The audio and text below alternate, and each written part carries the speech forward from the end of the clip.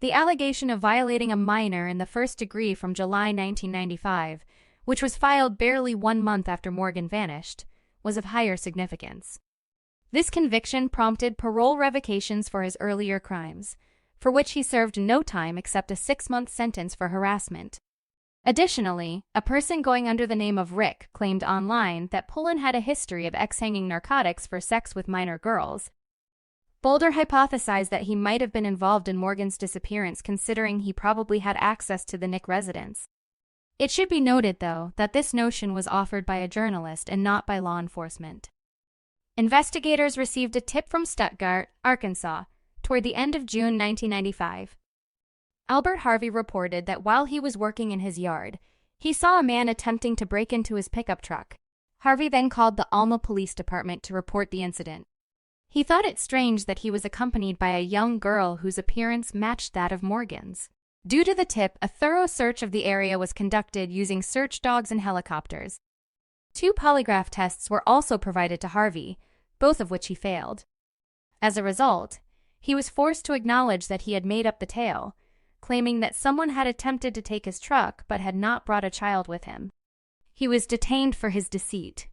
Following a very specific report that Morgan might be buried there, state police and the FBI searched a private property in Boonville, Arkansas, on January 15, 2002.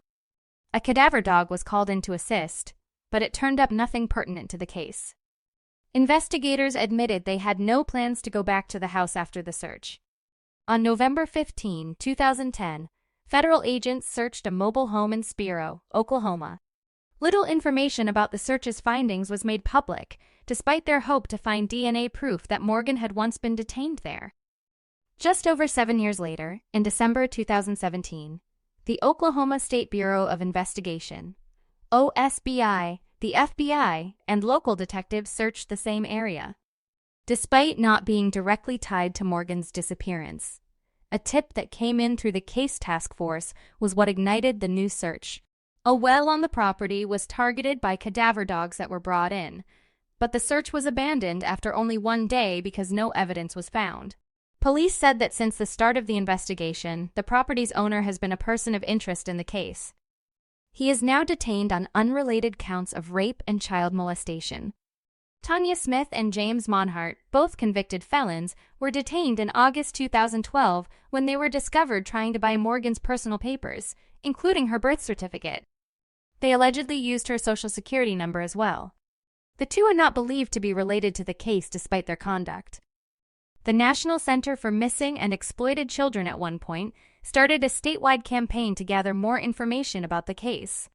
Billboards had to be built along I-40 in the communities of Alma and Fort Smith, Little Rock and Northwest Arkansas, among other places.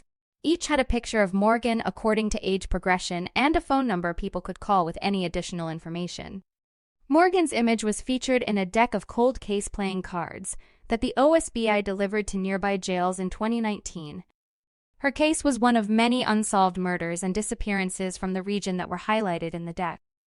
The FBI publicly identified Billy Jack Links as the first person of interest in the case in November 2021, marking the probe's most recent breakthrough. According to the investigators, he had been on their radar for about 3 years. While serving a 6-year prison term for sexual misconduct with a minor, Links passed away in 2000. Only 2 months after Morgan went missing and only 8 miles from Wofford Field, an attempted kidnapping led to the conviction. On the evening of August 29, 1995, an 11-year-old girl was dining at a nearby Sonic restaurant with her brothers and a friend when Links pulled up in a pickup vehicle and started speaking to her.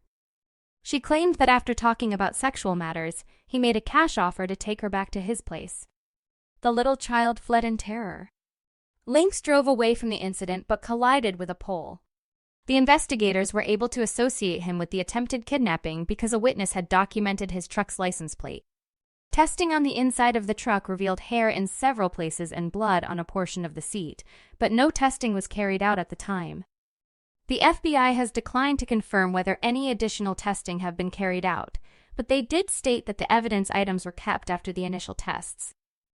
A neighbor who witnessed Links' arrest reportedly told the police that he believed Links' pickup truck originally had a camper shell on top of its bed. Although he was never given a polygraph by the FBI at the time of his arrest, there are rumors that he was given one by another law enforcement agency.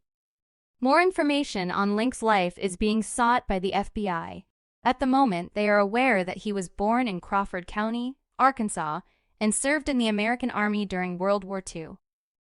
He worked for Braniff Airlines from 1962 to 1974 in Dallas, Texas, before returning to Arkansas in the late 1970s and settling in Van Buren.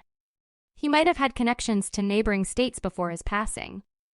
According to court documents, Lynx had previously been found guilty of sexually abusing a young girl. He received a sentence with probation and was made to attend counseling. As of 2021, law enforcement is still receiving fresh leads in the case, which are investigated at the local, state, and federal level. Since 1995, thousands of leads have been investigated, and hundreds of interviews have been done, resulting in a case file that takes up an entire room. Numerous unsubstantiated sightings have also occurred, but there are still no leads as to Morgan's whereabouts or those of the person who kidnapped her. The FBI and citizens of the neighborhood are currently offering a $60,000 reward for information that identifies Morgan and those responsible for her disappearance. Should Morgan's remains be discovered, her dental records and DNA can be compared. Her parents, who continue to firmly believe that she is alive, are hopeful that continuing public attention to the case will result in her return. Following her daughter's disappearance, Colleen Nick founded the Morgan Nick Foundation after realizing the need for a group that could offer families of missing children instant support.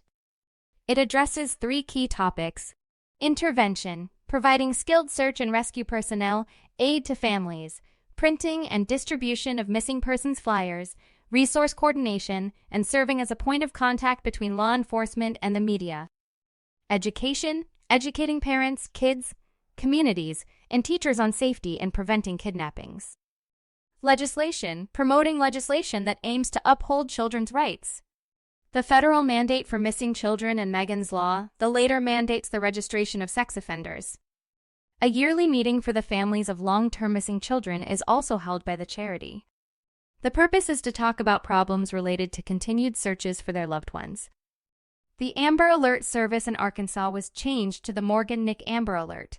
America's Most Wanted and Unsolved Mysteries have both covered Morgan's abduction, and in 2005, the Nick family participated in an extreme makeover, home edition show when their house was damaged by a water heater explosion.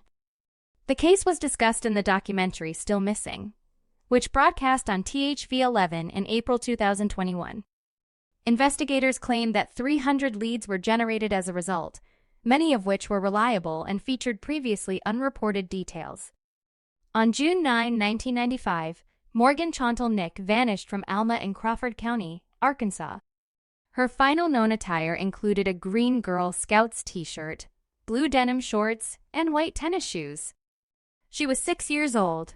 She had strawberry blonde hair, blue eyes, and 5 molars with obvious silver caps that were planned for extraction in 2000 at the time of her disappearance. Additionally, because of how crowded her teeth were, she would have required braces as a teenager if she were still living. She also has a purple vein that sticks out on the left side of her ribs. The incident is currently categorized as a non-family abduction. Morgan would be 33 years old if still alive.